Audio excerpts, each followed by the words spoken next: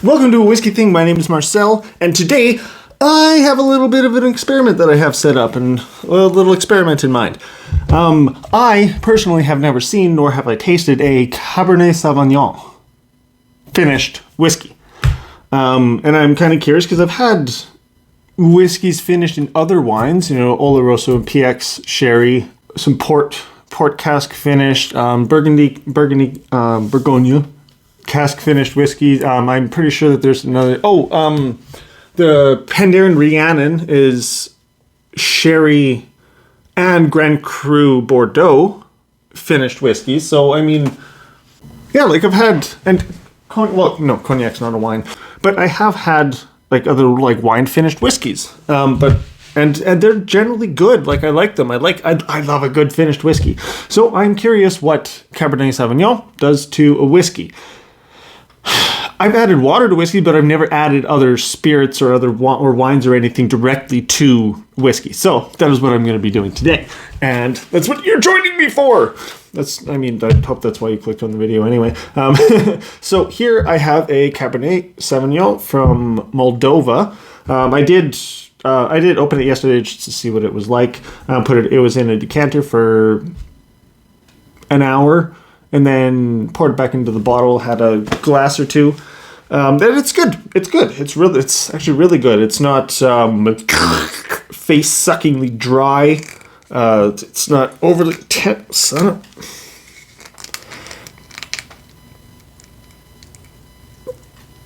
There we go. It's quite a delicious wine.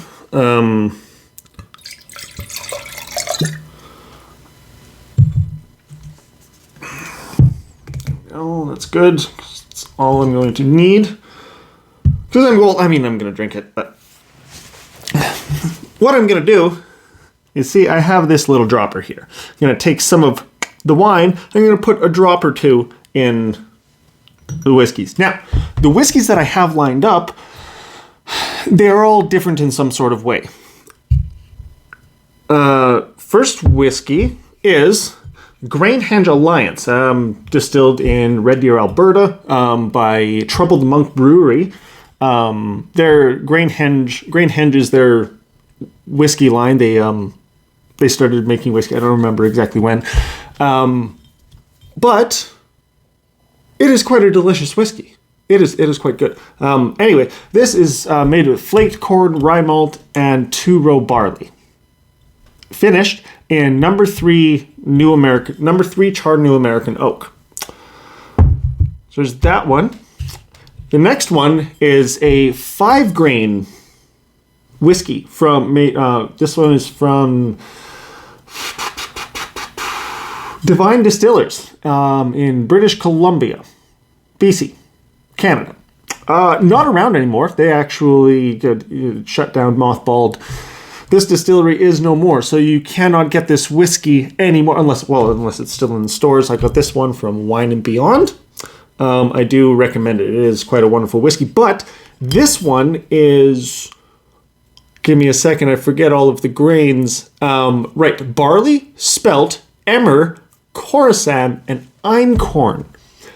Those are ancient grains. They're all, predecessors to your wheats and ryes and stuff. So I think that, but this is New American, just New American oak, doesn't specify char level, but both New American oak, but different grains. So we're going to see what the wine does to the whiskeys of different grains. And then I have a Tullibardine 228 Burgundy cask finish whiskey. We're going to see what a whiskey that's already finished in a wine cask, a different kind of wine.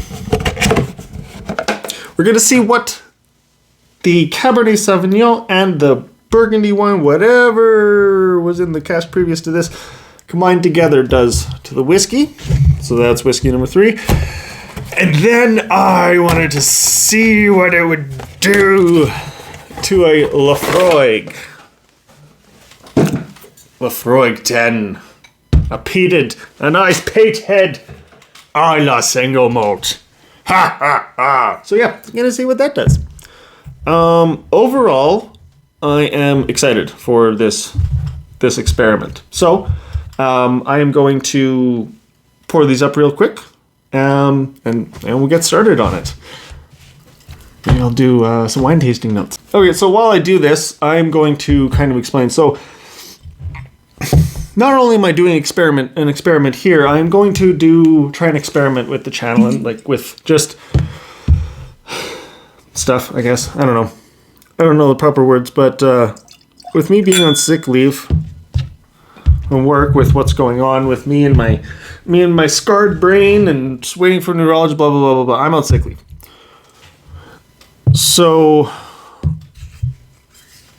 I can't afford to keep getting new whiskeys and keep doing the reviews and do the channel the way that I want it to be done. Because really, I mean, I mainly started the channel for me and to share my knowledge, because I like sharing. Sharing is caring, right? But yeah, I don't know. I don't think I can upload brand new whiskey stuff all of the time. I mean, I can do other stuff that I've learned, like stuff other than tasting notes, and that is considerably a much larger pour than this. Although, to be fair, this is 62% and this is 45%. Anyway.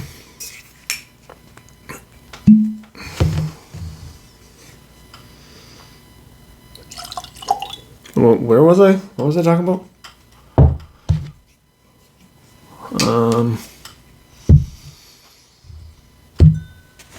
Actually not going to pour the Lafroig until the very end, because the peated one, that's got, all I'm going to smell is that. Anyway, yeah, the experiment. I was going to experiment with the channel. That's where I was, right. Huh. I have other interests. I do other things other than whiskey. So I think I'm going to actually change up the channel. And it is going to be a human thing. I'll be your human host. And it's just me doing people stuff. Doing stuff that people do. I'll be gardening. I'll be cooking. I'll still do the whiskey thing. I'll still do whiskey things. But it's going to be a little broad. It's just going to be a general, all over, just human experience channel. Really. That's the plan. That's probably what I'm going to do. Expand out. You know? Anyway, so we'll have some of the wine first. Yeah, it's juicy. It's juicy. It's not astringent or drying on the nose at all. Nice juicy unctuous fruit like blackberries, not blackberries, blackcurrant. Sorry. Saskatoon. I get a little bit of Saskatoon berry. Very light on the tannin. Very light on the, oh my god. Very light on the any sort of tannins, any sort of oaky influence that there might be. It's not earthy. It's just fruit. All you get is fruit, and relatively fresh fruit too.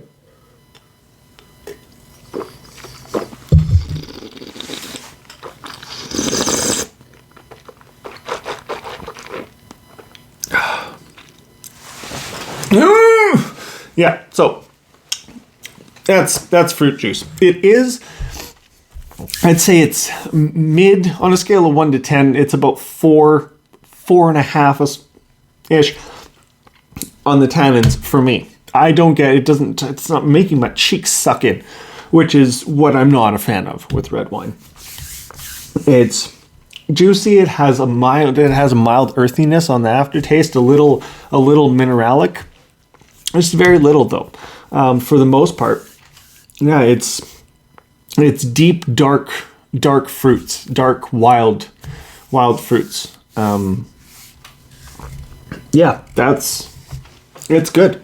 In case you are wondering what the brand, it's Krakova from Moldova.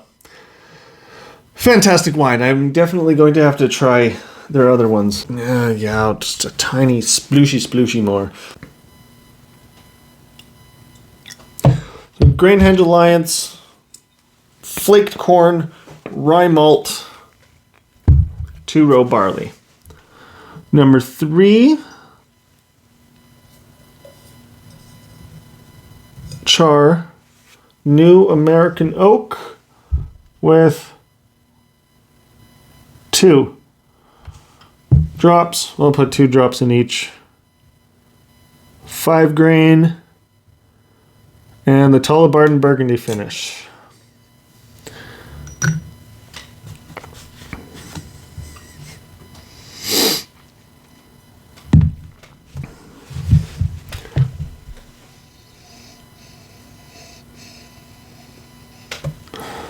Okay, actually not much on the ABV is so high on this, I think that's masking. Let's put another 2 drops. Just so it's fair for all. Oh, that was close. That was almost too much. Yeah. Everything I've had from Troubled Monk, the whole entire Grainhenge line is absolutely delicious. Some of my favorite Canadian whiskeys come from Troubled Monk. So go for that. I'm sure they have good beer. I'm not a beer person. I don't like beers and IPAs and stuff like that. So I am not a good person to ask about that. But my fiance, my brother-in-law, they say, mother-in-law, they say that it's good. So, and I believe them, because their fucking whiskey is good, so why would their beer not be good?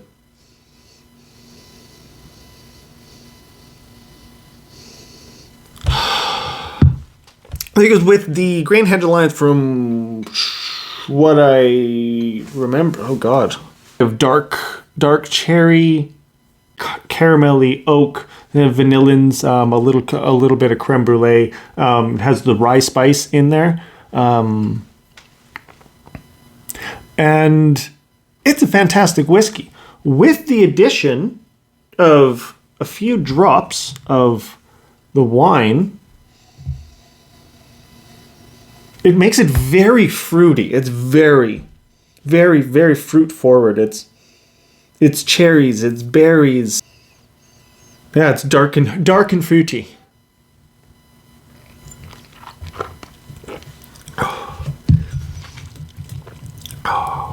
And caramelly rye spice on the palate, and then it turns into kind of mineralic cherries, a little bit of fruit. Okay, I'm gonna put a little more wine in there.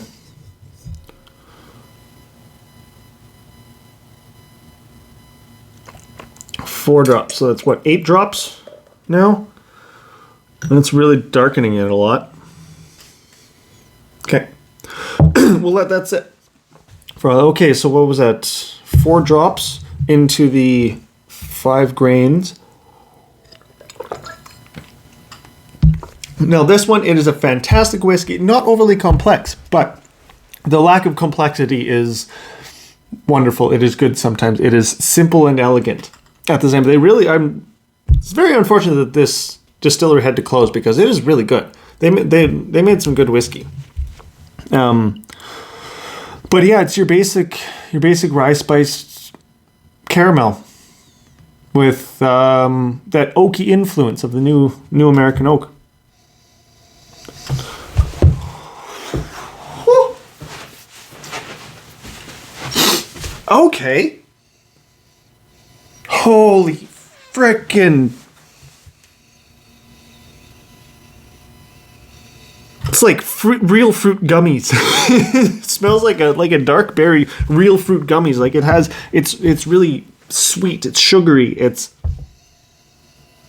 Oh, that is crazy. Oh, I would love to be at oh, how do I do that? Can I just I might have to just pour some of this wine into this whiskey and just let her sit in there, because oh my goodness.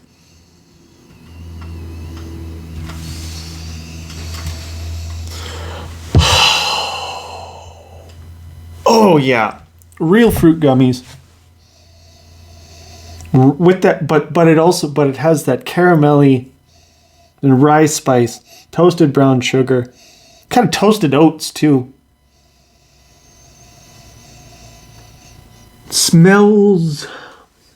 It smells velvety, if that makes any sense.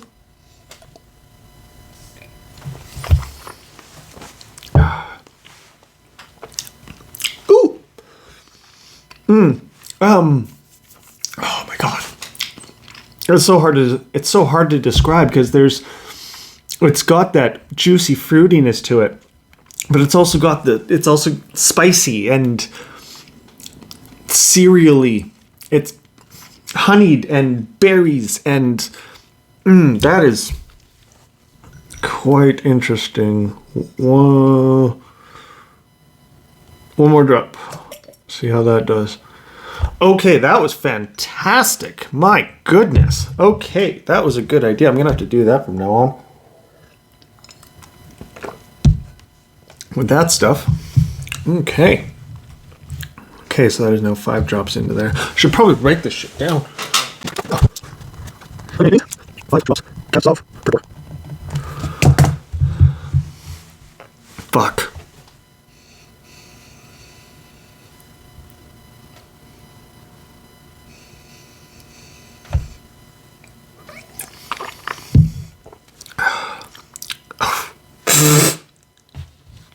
Don't do that. Nope. Okay, that was awful. It smelled weird. It smelled fucking yeasty. It had a yeasty smell.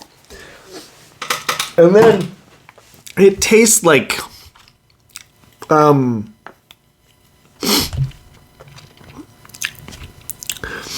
a fruity latex glove. That was horrendous. Okay, don't do that. Do not put wine. Oh, 2 different kinds of wine. I'm assuming 2 different red wines in the same whiskeys. Maybe it'll work somewhere else, or with something else. That was awful. Oh my god. And pardon my French that entire time. Oh, fuck me.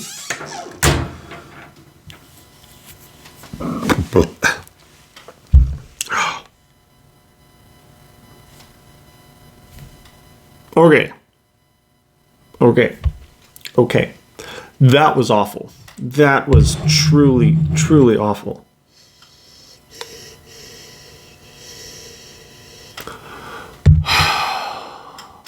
See, after doing this, but like I know, haven't gotten to the Lefroy yet, and I'll get there in a sec.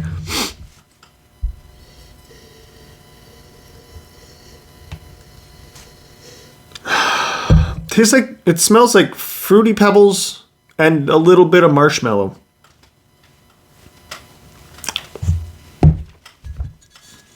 Okay, before I do this, let's see what 4 more drops did. So that's 8 drops.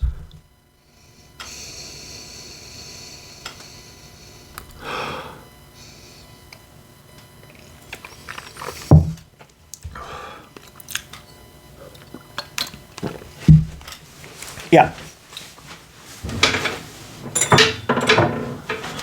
Okay, these I'm going to save for later.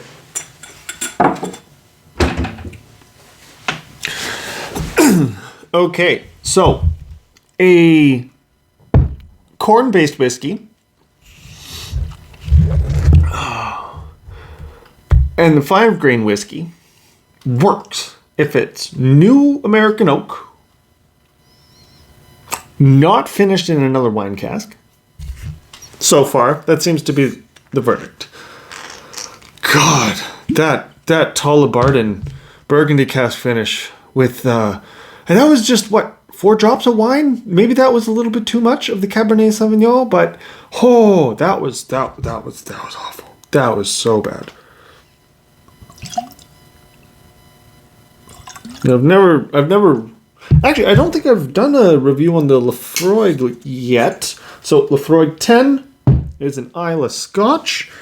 The island of Islay in Scotland is where a majority of the peated whiskey lies. There is some in like the Northern Highlands, and in and around Highlands. I don't think like it's not exclusively the Northern Highlands that only uses peated whiskies, but there's also non-peated whiskies on Islay, and there's peated whiskies in the islands like the Isle of Mull, the Isle of Skye, Orkney Island, Highland Park.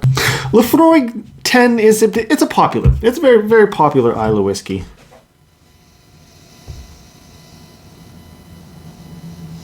It's got that campfire, but not fresh campfire smoke. It's a little bit. It's more like if you were to you dump water on a fire, that big woof of steam and smoke and whatever that is. If you were to stick your face right in the middle of that and take a big whiff, that's this.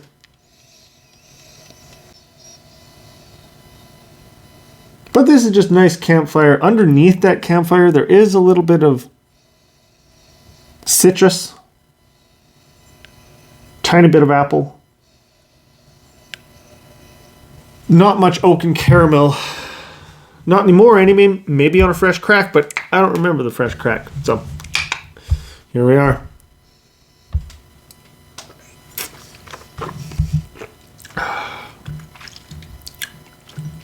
And it tastes like it smells. Tastes like licking a campfire. If you were to lick or take a bite of a campfire, it would be that. But there is a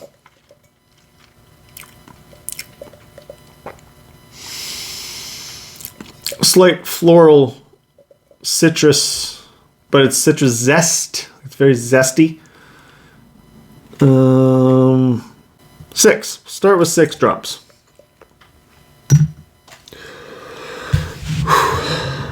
What's going through the mind? What's going through your brain right now as I'm dropping Cabernet Sauvignon? So I'm dropping a red wine into this Laphroaig 10. Laphroaig does do like a sherry cask. I think a Madeira cask. Maybe correct me if I'm wrong. But they do other like cask finished peated whiskeys. But dropping straight wine into a peated single malt Islay Scotch. Someone's got to think that's some kind of crime. It's quite a bit of wine. I think it's up to like 12 drops now.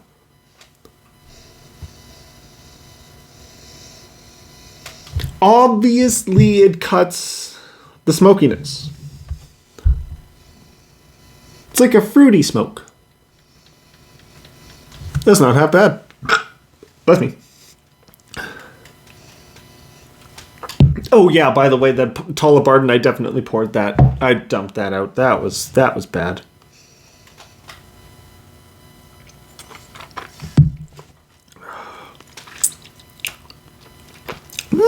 That is not bad.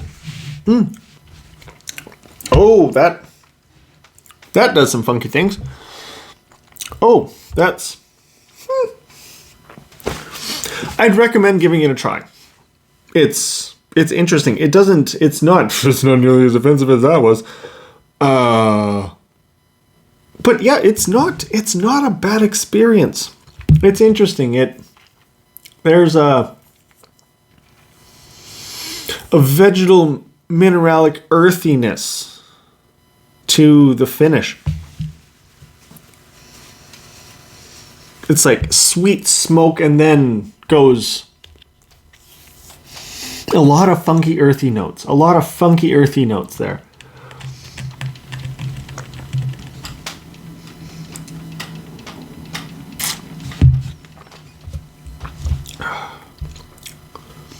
Yeah.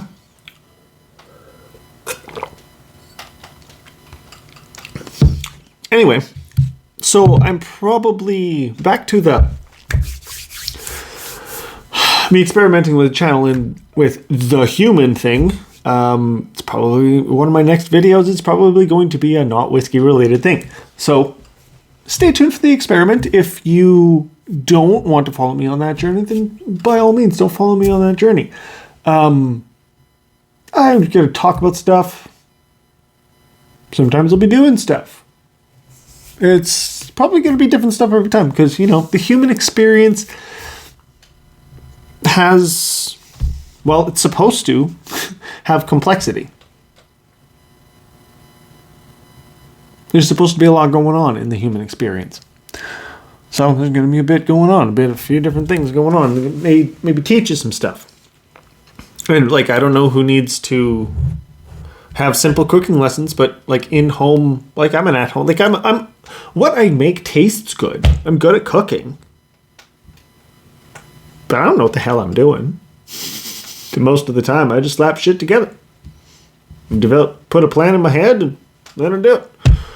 And I don't follow recipes. I also don't write down the things that I do. So it's hey, this is really good. What'd you do? I don't know. Couldn't tell you. Anyway. Thank you for joining me so very much. If you want to be part of a human thing, then like and subscribe. Maybe share this to your friends. Tell them to like and subscribe. So, thank you for joining me. And I will see... Actually, no, I'm not going to see you anytime. You are going to see me later. Because that's how this works. I hope you have a wonderful rest of your day, night, evening, morning. Whenever you are watching this, enjoy the rest of after.